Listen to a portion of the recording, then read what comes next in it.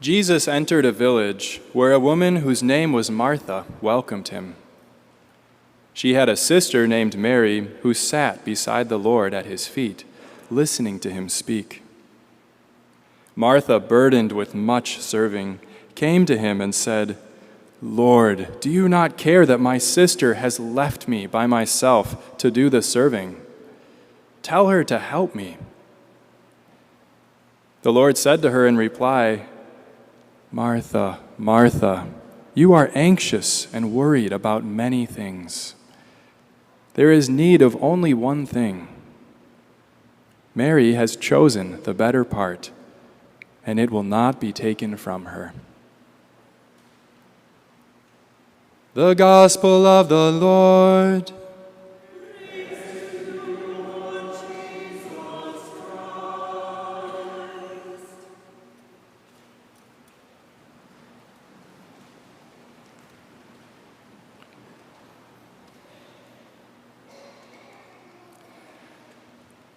As I was pondering the readings today, I was so struck in the first reading by this hospitality of Abraham and just reflecting on the culture, not just the culture, but on Abraham too.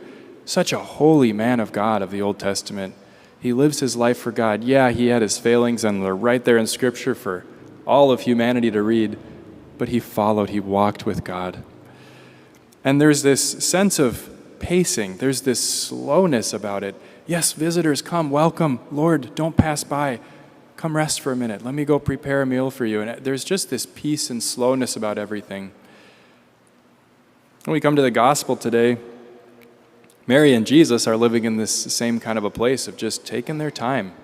There's no rush. She's just sitting at the feet of Jesus. There's a lot to ponder here, and I think this gospel is very frequently misunderstood. I think it can be really easy, I know because I've done it, it can be really easy to read this gospel and to say, oh, okay, well, the Lord wants me to pray more than he wants me to serve. So I'm just going to take a look at my life, and however much praying I'm doing, I'm going to do more of that, and I'll do less service. I'll be more at his feet and less serving at table because that's what he wants, because that's what he says.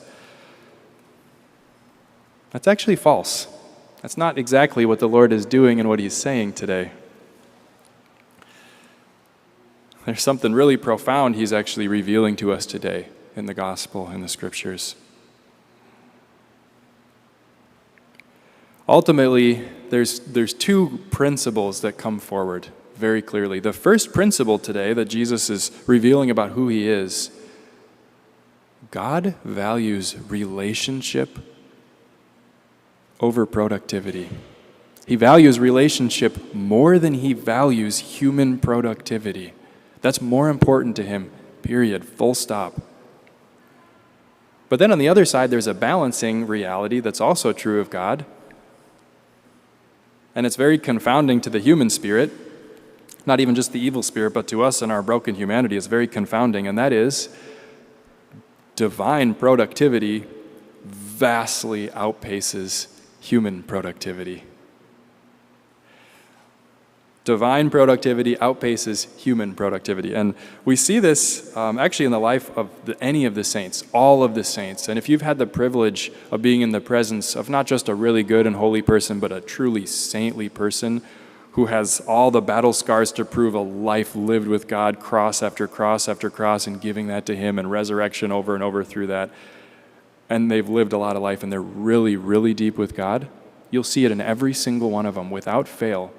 You see it in Mother Teresa, you see it in John Paul II, you see it in Padre Pio. I actually got to meet a living saint once. He lives in Scranton, Pennsylvania. He was Mother Teresa's retreat director.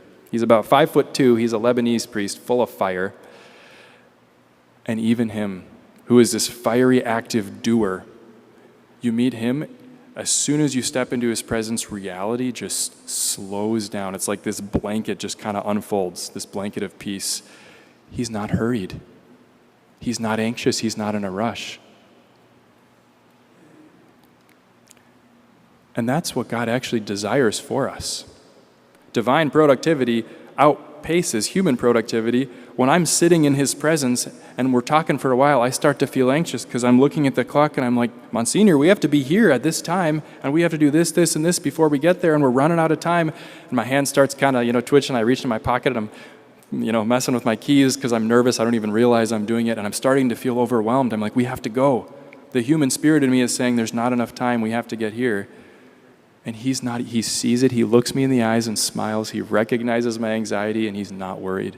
And he doesn't even change his pace. He's still unhurried.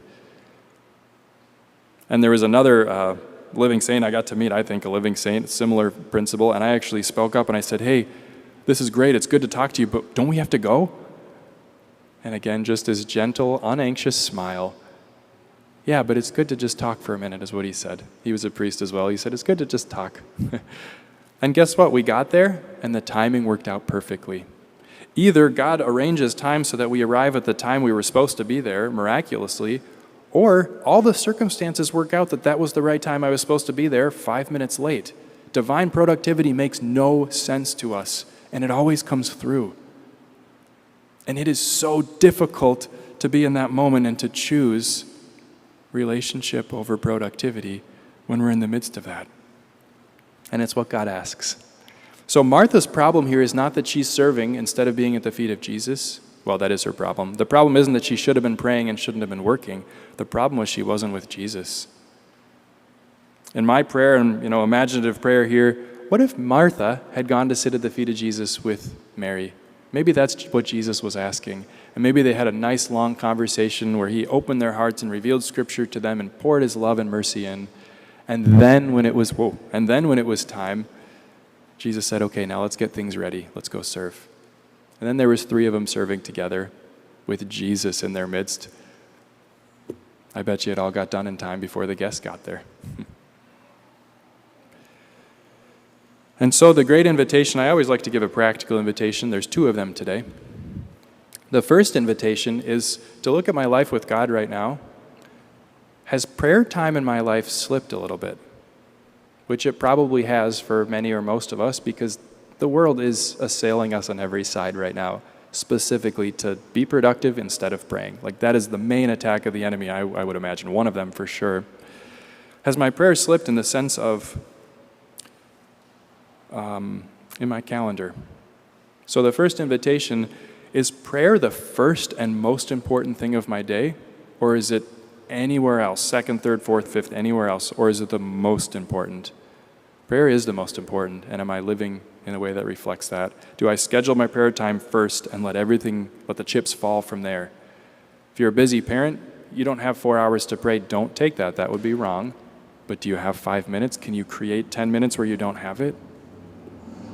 To take that time. What the Catechism teaches us so beautifully, St. Paul says, pray unceasingly. If I don't pray at some time, I cannot pray at all times. I cannot pray unceasingly if I don't take a dedicated time aside to pray. So it's to recommit to that, and not just saying prayers and being productive in my prayer, but actually being with the Lord every day in prayer.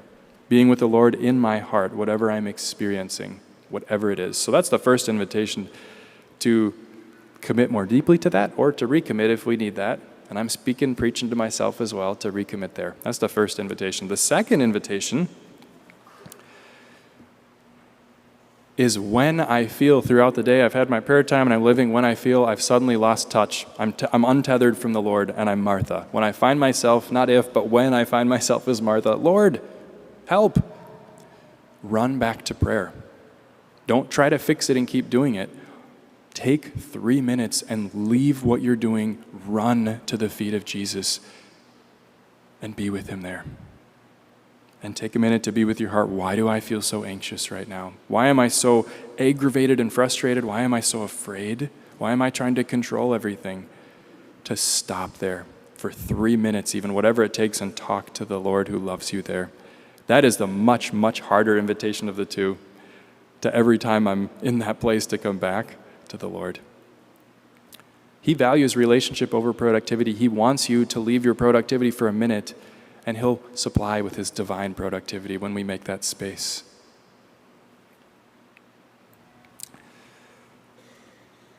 And as we do that, as we seek to do that, it's good to recognize you are going to fail at this every single day, probably, unless you're already the highest heights of holiness. I fail at this probably every day. And I notice it. I'm at work and I start to feel overwhelmed and anxious and all the things are piling up. okay, Lord, I feel that I need to pray. Let me just do one more email. I just want to finish it. Let me just finish this and then I'll pray. It doesn't work.